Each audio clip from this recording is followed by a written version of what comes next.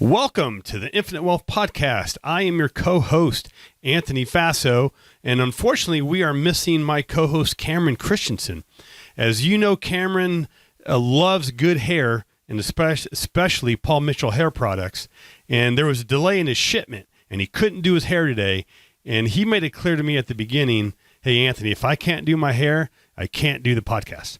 But in all seriousness, Cameron's having some issues with his back and had to get a treatment today. So I'm going to say it's a bad thing that Cameron can't join us, in part because he's probably going to listen to this. But the good thing is we had a great interview with Casanova Brooks.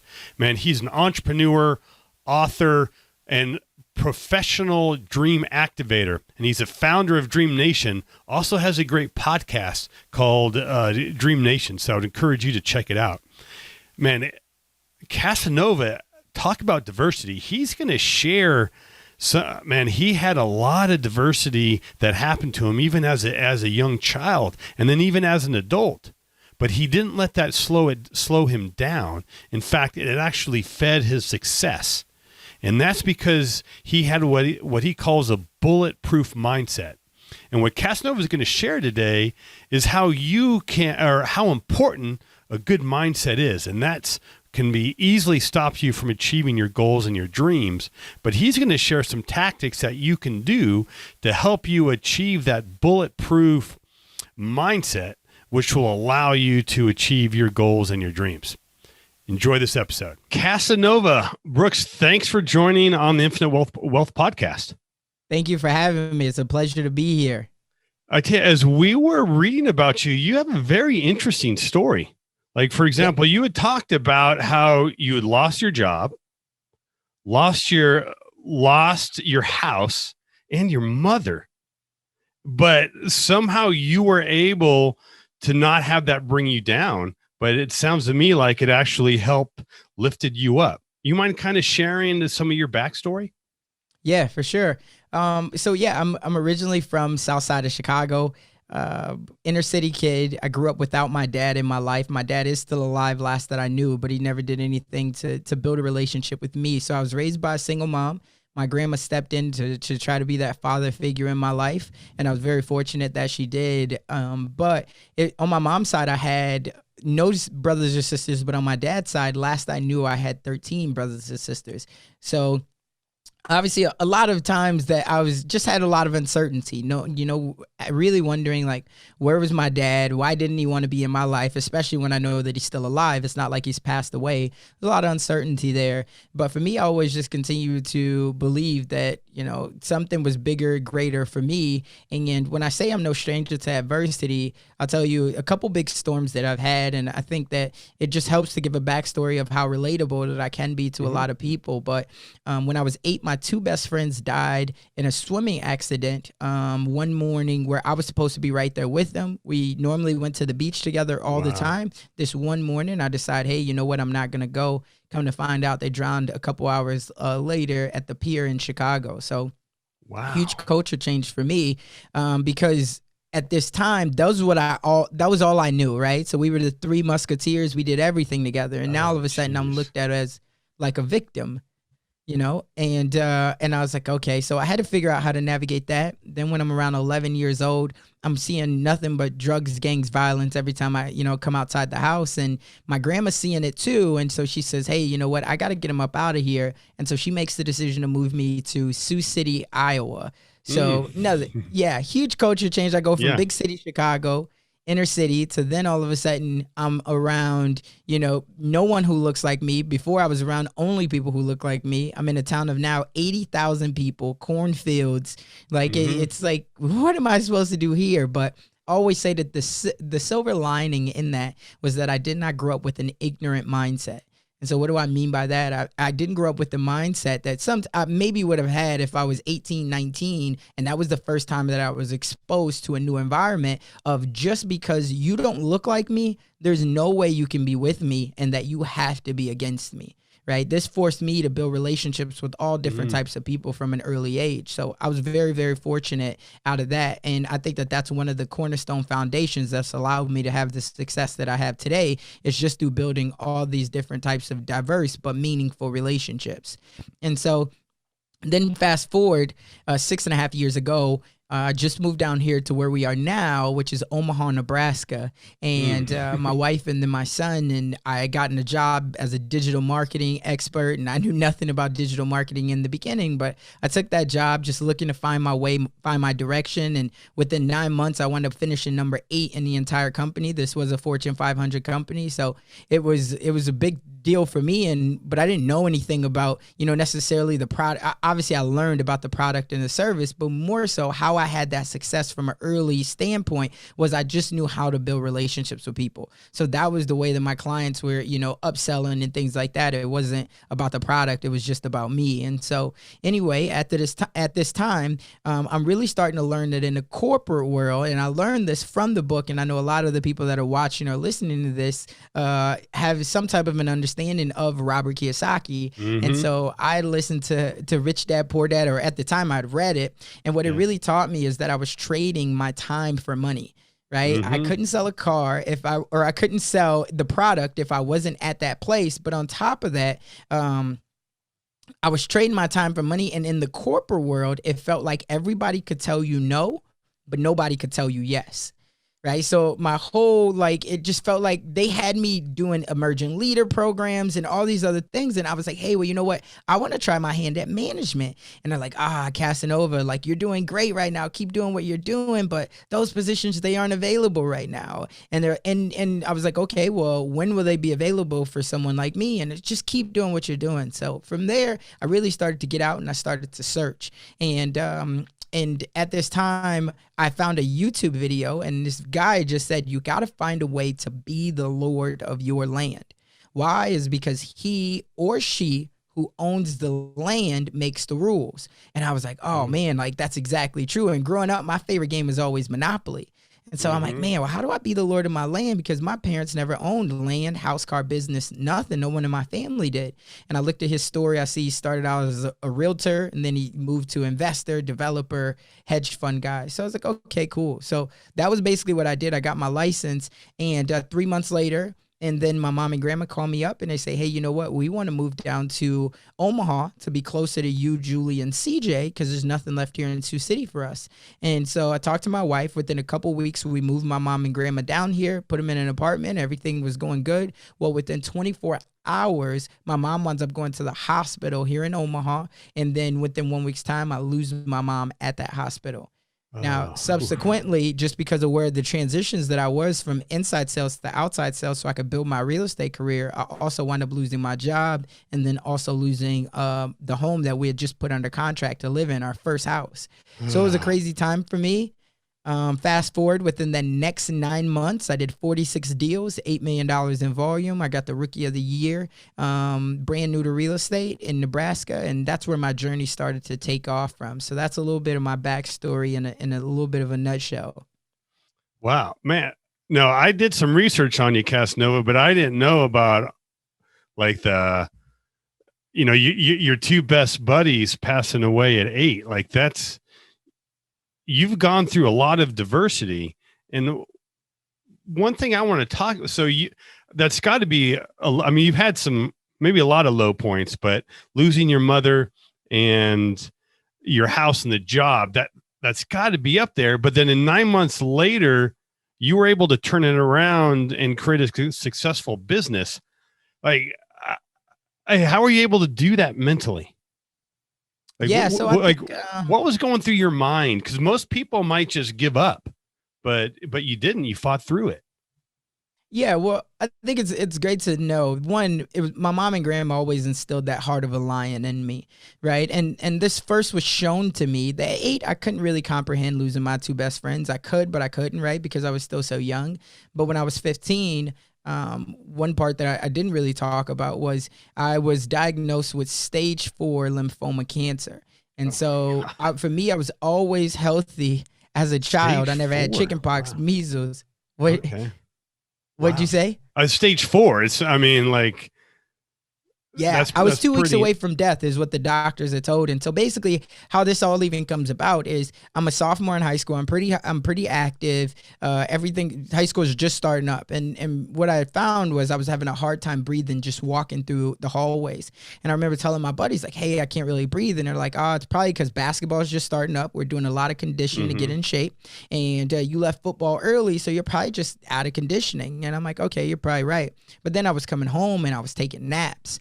And my mom's like, hey, what's up with you? Like, this is unlike you. And I'm like, I don't know. I'm just really tired. And so it kept persisting over the next couple of days. So my mom takes me to the emergency room and they're like, hey, you know what? We're going to actually keep you a little bit longer.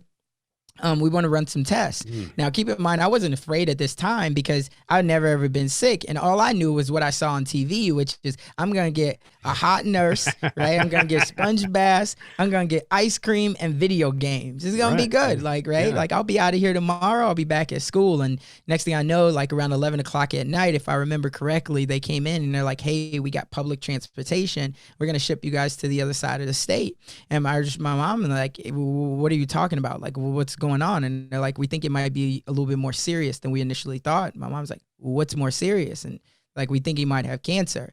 And I just, my grandma saying, whoa. And so they did that. And then we get there and they're like, yeah, stage 4, he could have just died naturally over the next 2 weeks if you had not came and got this checked out. So you guys followed your intuition. So great job.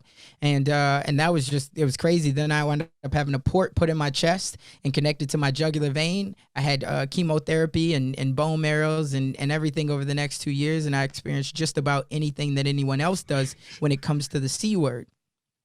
And so that was like the first time that really I was old enough to comprehend that life was going to pass me by if I didn't take, you know, the real opportunities that I'd already been afforded, even if I was only 15, 17 years old. And then something else that looking back on it, they say you can't ever connect the dots looking forward. You can only connect the dots looking backwards, right? But one of the things, like what's been really helpful for me in my mindset has been listening to Jim Rohn. And so Jim Rohn was like the first person in personal development that I was ever really exposed to understand and comprehend it. And I remember him saying one thing was, you know, don't wish that times were easier, wish that you were stronger. And so that was one of the things that I thought about. Now, when I was younger, I would always say to myself when I was going through any adversity is joy wouldn't feel so good if it wasn't for pain. Right. So to understand that I had to be willing to go through it. And a lot of the times I was willing to burn the boats to be able to say like either it has to work or it has to work. There wasn't a plan B. And so even when I wanted to go find a plan B, like after I lost my mom, my job, my home, I was going to go back and get a W-2 job. But my wife's like, no, you got this real estate license. You've done absolutely nothing with it. You're either going to jump all in and you're going to make something shake, or you're going to always be wondering what if. So that was that propel that I had. And so when you talk about like, how have I been able to continuously keep going? I think one of the most definite ways that I could say is one, always knowing that my mom, I wanted to make my mom proud, right? And she never got to experience any of the success that I've been able to build, right? And she's been a foundation in that. So it's always looking to say like, would my mom be proud of me for this? But then on the flip side of that, because obviously she's the older, she's my senior. But on the flip side of that, knowing that I never had my dad in my life, another strong, you know, anchor for me has always been my son. Because something that really, I seen this quote, this was probably about a year ago, and it said, if I didn't come from a wealthy family, and I think somebody else, I would encourage you, write this down if you're listening or watching this, but put this on your dream board or whatever. And it says, if I didn't come from a wealthy family must come from me. Right. So I was like, man, that was very big for me. Well, for me, I really wanted to turn it into something that was even more meaningful than me, because wealthy, you can tie it to money, you can tie it to time or whatever. But for me, it was always about love. And so what I did was I turned it into, if I didn't come from a loving father, then a loving father must come from me. Right. And so that was always a big thing. And when I lost everything the last time, I knew that my son was still here and he was watching my every move in this time of adversity. Right. And what was going to be the thing that he would remember me by. And so when he goes through these times of adversity, which he will in life, you know, there's going to be something that's going to happen to him, because life happens to all of us. And so what he's probably going to ask, okay, what would dad do? Now, fortunately, or hopefully, he'll be fortunate enough to pick up the phone and call me. Yeah. But we all know that life happens. And if I'm not around, could he really have it in his heart of hearts? And that's why I love doing podcasts and all these other things, to be able to find, what I would have done in times of adversity and how I've been able to learn lessons from any of my losses or my failures, right? And it's not really a failure if you don't quit, but any of my losses. And so that's what I think pulled me through those times, and that's what continues to pull me through these times. Wow, man, Casanova, that's some great stuff. And I tell you, our backgrounds have some similarities. I was raised by a single mother, and my dad, he's still alive, but he didn't want to have a relationship. And there was that part where I was yearning for a father. And I think that naturally, we want that guidance. We need a male role model, and I didn't have it.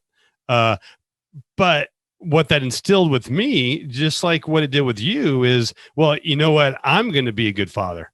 And even though my father wasn't around, I wanted to be the father I never had. Right. So now my kids are benefiting. And so I think whether it's you're raised with a lack of a parent or money, that shouldn't stop you. If anything, sometimes that can hinder you.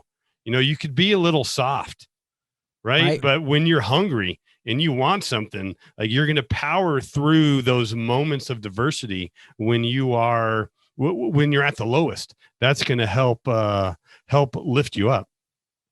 100%. Yeah. And now, yeah, go ahead. Okay. I was going to ask another question, but go ahead, Casanova. No, go ahead. I love it.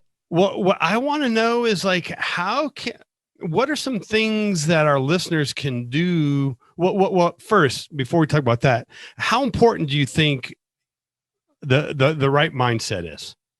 Oh, it was essential, right? It was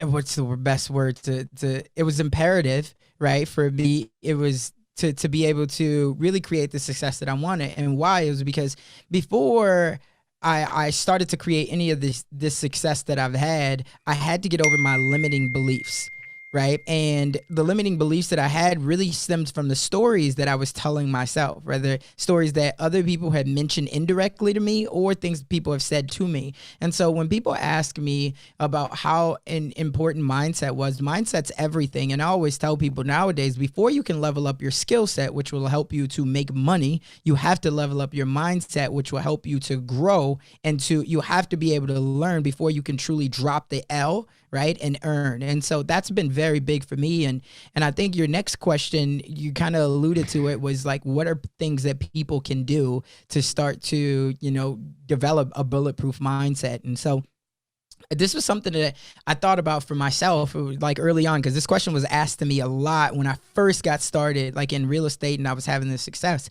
And I thought about, what are the 3 things that allowed me to really start to create momentum, right? Through my habits, create momentum. And I think the first thing when overcoming any adversity and building a bulletproof mindset was to understand that I was worthy, right? And it wasn't enough to just understand it. I had to affirm it to myself every single day, truly believing that I was worthy of whatever said outcome or result that I was looking to achieve, right? To understand that if it's in my heart, if my creator has already put this in my heart, whether you're religious or not, I'm talking about just having good energy and spirit. Mm-hmm. If they brought it and put it in your heart, that means that it's been in your mind before. And so now you just have to figure out how to be resourceful, right? And be able to figure out how you can achieve that. But it first comes with the conviction. And I think that two of the most powerful words that you could ever say to yourself or to anyone else is am and will, right? So what do I mean by that? If you say, for me, I said, I am a great father, right? Well, anytime I'm faced with a decision that I have to figure out what should I do, I'm going to ask myself, what would a great father do? Right? Because then it's going to put a different perspective, right? Well, what would a wealthy person do, right? Because if I say I am a wealthy person, now I'm thinking in not just emotion, right? But more importantly, I'm thinking with logic. I'm trying to separate the emotion from the situation, which could cause us to make a brass decision. And so the first thing is telling myself that I am worthy of this. And this is things that sometimes we're fearful to say it out to the world because we don't like. One of the things that I learned is the fastest way to kill a dream is to introduce it to a small mind. And so a lot of the times we protect our dreams because we're so afraid that the other people that are currently in our circle are small minds. And so we don't tell it. Well, tell it to yourself, right? I am debt free.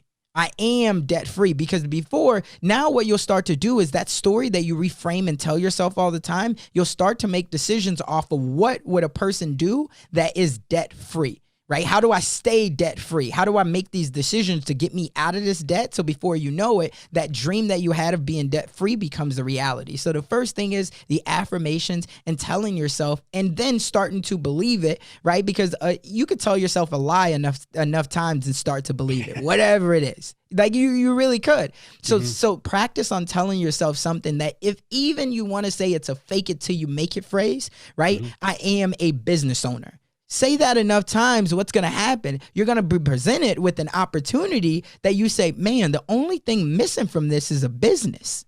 Here's this opportunity with this business. I am a business owner. Now I'm going to grasp that. But if you never tell yourself that, you'll never start to believe it. So number two, the second thing I would say after you start to tell yourself, I am and I will, the second thing is understanding that adversity builds character. Right. And for a lot of us, here's something that I always say. The reason why people do not go after their dreams is because there's too much pressure behind it. But you have to understand that pressure's on us every single day. And yes, pressure does bust pipes, but at the end of the day, pressure creates diamonds. So for you, when you're going after anything that you want, being debt-free, owning your first rental property, whatever it might be, you have to ask yourself, okay, there's a lot of pressure in this and I could fail, right? But one, even if I failed, can I bounce back from this? Let's look at the worst case scenario. If I fail at this, can I bounce back? 95% of the time, the answer is absolutely yes. Your pride might be hurt. Your ego might be hurt. Right? But you can absolutely bounce back from it. They're not going to take your kids. Even if you lost a lot of money, they're not going to take your kids from you. Right? So you still have the memories that you created. You still have your soul and you still have your integrity if you did it the right way, which I would hope that you're doing it. So there's that part. But then you also ask yourself, wait, so this pressure's upon me. But let me ask myself, am I a busted pipe or am I a beautiful diamond? Right? Most of the time, no one's going to say that I'm a busted pipe. And if you do say you're a busted pipe, we got to go back to square one of you figuring out how you could say I am and I will, right? Getting those affirmations. So understanding that adversity builds character. We wouldn't love any of these superheroes if they didn't face any type of adversity. One of my favorite movies is The Pursuit of Happiness. Look at all of the adversity that he had to go through. Right? So then he won. Like, everybody hears my story now. I'm no different. I got a story just like everyone else. But where the story really gets good is that the time that I showed that, hey, I was able to come down, or I was able to come back from my downfalls to then be able to have triumph. So adversity builds character. And then the last thing is execution removes all doubt. Right? And so with execution, if you think about it, we're at our most fearful times when we've never attempted something. Think about riding a bike. Any of us who have kids, younger brothers or sisters, they're so afraid to get on the bike because they're thinking about them failing. They're thinking about falling. They're thinking about breaking something. But first off, they just got to get on the bike. They make one pedal, then they make another pedal. And before they know it, they're half a block, a couple blocks, even they're riding miles. And then my son, now he's riding with no hands. Look at me, Dad, right?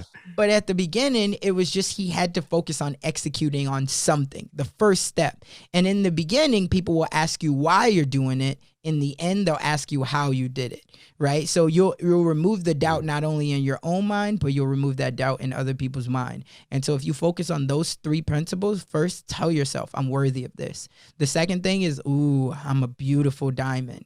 And then the last thing is, look, I just got to execute, because I'll remove that limiting belief in my own mind. And in the end, other people will ask me how I did it. So I'll remove that belief in their mind as well.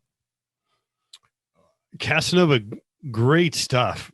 I mean, great stuff. I'm here trying to take notes of some good comments that you made, and I'm running out of space. So I'm really glad we have you on here. I'm even more glad that Cameron isn't here to screw this up. But one thing you talked about is having that mindset and those affirmations, and that's been a common advice for many years. But what I just read is some of the science behind it. We're reading or incorporating this book called the 12-week year. Mm-hmm. And what they had talked about is when you are thinking more with a negative or something that you can't do, or the scarcity mindset, we like to call it, you actually use a certain part of your brain. And that part of the brain is typically activated like for your survival. Like you want to make sure that you have food, and kind of, it's more of that you need to survive. But when you start thinking out of a prosperity mindset, you're using a different part of your brain. And what they were talking about is when you are going to do some planning or do your vision board or your dream board, you need to have your mind right. If you're thinking scarcity, then you're going to set your goals way too low, right? Because you just want to survive. But I love what you are talking about, Casanova. And so your website is called Dream Nation. Did tell us a little bit about behind the name. Yeah, so I created Dream Nation because obviously everybody hears my story and they see where I've come from to where I am now. But I always say that everything started with a dream, right? You have a dream, I have a dream. It doesn't matter how successful you are, you have a dream. You have a dream for the wealth that you've already created. And I believe that those of us who dare to continue to dream, while the rest of the world settles for what society will tell us or deem as our reality, we're the ones who stand to be trailblazers, change makers, and ultimately we're the ones who stand to make this world a better place. And so my goal with Dream Nation was to inspire people to create a life by their design. I'll give you a little bit of a story of how this really became a big thing for me. My son, this is like 2.5 years ago, he went through this phase where he was all of a sudden afraid of the dark. So when we walk upstairs, like we have a 2-story home, and you walk upstairs and his bedroom's at the back and it's right next to his sister's. And anyway, so his sister would already be up there sleeping, and then he would kind of walk up there and he'd be like, come right back down the stairs. He'd say, I heard something. Well, keep in mind the stairs on the back side of the house. So before anybody could even get in, they would have to walk through like this, like the kitchen and everything else. So anyway, he's like, I heard something. I'm like, CJ, you didn't hear anything. And he's like, I know it. I heard something. Someone's up there. I'm like, yeah, your sister's up there. He's like, no, someone else is up there. So I'm like, okay, so what would I have to do? I would walk upstairs. I would turn on the light, walk him down to his room, turn on the light, look under the bed, open up the closet, and just show him that, listen, there is nothing to be afraid of. Right. And so he would then go to sleep and it would be fine. But my bigger thought in that, and looking at the bigger picture, is probably here within the next year, maybe 2, his sister is going to go through the same fear that all kids have, where she's now afraid of the dark. Well, if I've done my job right and leading to be a pioneer, now dad will no longer have to walk upstairs. Why? Is because she has her big brother. He'll turn on the light. He'll walk her down the hallway and he'll say, look, Jada, there's nothing to be afraid of. Right.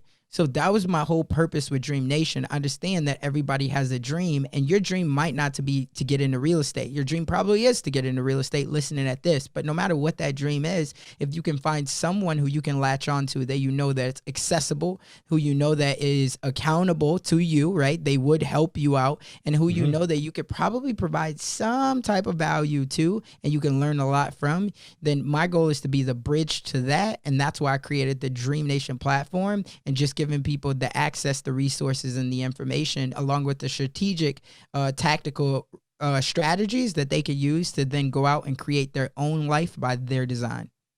Oh, it sounds fantastic. And you also have a podcast. You want to tell us, or you have 2, you want to tell us a little bit about each one? Yeah, so both of them kind of go back to the same thing. Like, we started out with the Dream Nation podcast. And so I tell this to people because for a lot of people that are listening to this right now, you might already have a lot of wealth, but you're trying to figure out how you can gain more access to big-minded people, right? And continue to challenge yourself, but then at the same time, give value back to other people. And so for me, I was looking for that exact same thing. And I knew that I didn't already have the biggest audience. Like, I had a story, but people didn't really know me outside of my little community. And so I was like, well, what's the ways that I can get some big name people on, and at the same time I could get, in a sense, like business coaching right? So it was a little bit of being selfish, but at the Yeah. same time, how could I build something bigger than me? And since I didn't already have the audience, I needed to have a platform to allow the people with the audience to come on. And so from there, we created the Dream Nation, and I wanted it to be something of what I just said, being a bridge to the top mentors, thought leaders, change makers in the world, to give people who didn't already have that access to them, and then be able to hopefully spark something inside of that in person to say, hey, because of what they said, it allowed me to go out and, you know, create something that could lead to a life by my design.